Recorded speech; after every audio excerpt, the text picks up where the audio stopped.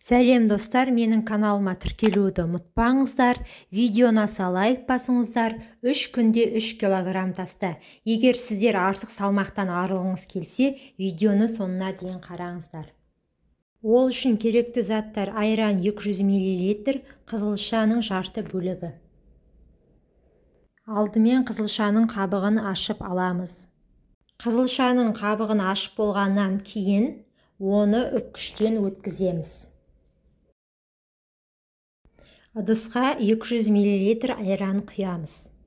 Үстіне үпкіштен өткізген қызылшамызды саламыз.